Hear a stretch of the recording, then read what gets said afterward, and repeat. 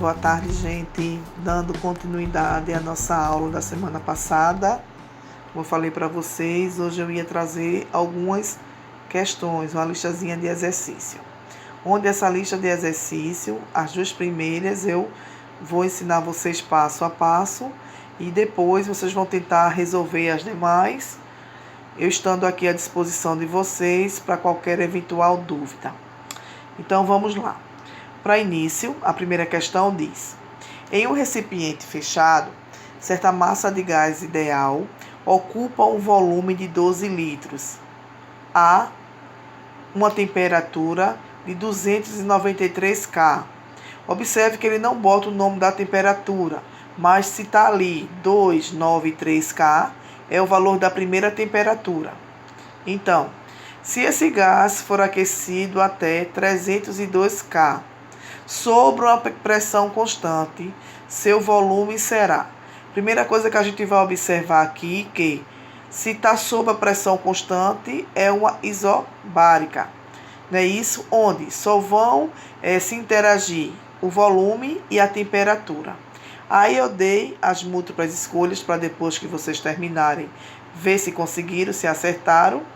Aqui eu dei a vocês também o valor do estado inicial do gás, tanto no volume quanto na temperatura. Observe que já está em Kelvin, não vamos precisar mexer, transformar nada, não é isso? Depois de aquecido, estado 2, a temperatura 2, que é de 302, e o volume 2, que é o que a questão está pedindo. Então vamos lá, dando continuidade. O enunciado da questão dá uma informação muito importante. Ela fala que o gás foi aquecido sob uma pressão constante. Logo, trata-se de uma transformação isobárica. E dessa forma, para resolvermos o problema, basta aplicarmos a lei de Guy, que foi justamente a lei que que eu ensinei, que eu dei introdução na aula passada. A fórmula para a lei de Guy é volume 1 sobre temperatura 1, volume 2 sobre temperatura 2. Então, depois que a gente aplica o valor que a gente tirou da própria questão, então o volume 1, que é de 12, a temperatura do 1, que é de 293, o volume 12, que é o que a questão quer, e a temperatura 12, que a questão deu, que é de 302. Meio pelos extremos aí, uma regrinha de 3 básica, né? Dá 293 V2, que é igual a 12 multiplicado por 302. Então, 293 V2, que é igual 12 multiplicado por 302 dá 3.624. Então, V2 é igual a 3.624 dividido por 293. V2 é igual a 12,37 litros. Então, isso é a resposta da primeira questão. Vamos agora para a segunda questão. Então, a segunda questão diz: o pneu de um automóvel foi regulado de forma a manter uma pressão interna de 21 libras força por polegada quadrada a uma temperatura de 14 graus Celsius. Durante o movimento do automóvel, no entanto, a temperatura do pneu elevou-se a 55 graus Celsius. Determine a pressão interna correspondente em libras força por polegada quadrada, desprezando a variação do volume do pneu.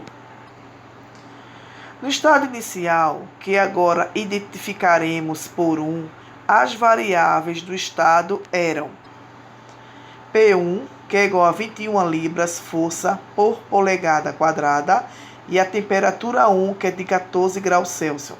No estado final, estado 2, T2, que é de 55 graus Celsius, e P2, que é o que a questão está pedindo. O exercício pede para calcular a pressão em libras força por polegada quadrada, depois do aumento da temperatura. Assim, vamos calcular P2.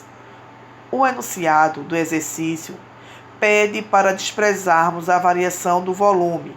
Assim fica evidente que se trata de um exercício envolvendo uma transformação isovolumétrica. Para resolvermos o exercício, basta aplicarmos a equação da transformação isovolumétrica, também conhecida como lei de Charles. Antes de aplicarmos a lei de Charles, devemos transformar a temperatura que está em graus Celsius para Kelvin, que é a escala da temperatura absoluta, transformando a temperatura de Celsius para Kelvin.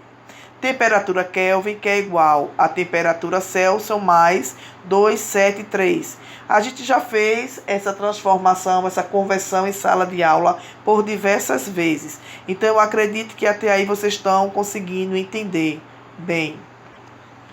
Assim, a 1, que é TK, que é igual a 14 mais 273, que dá 287K.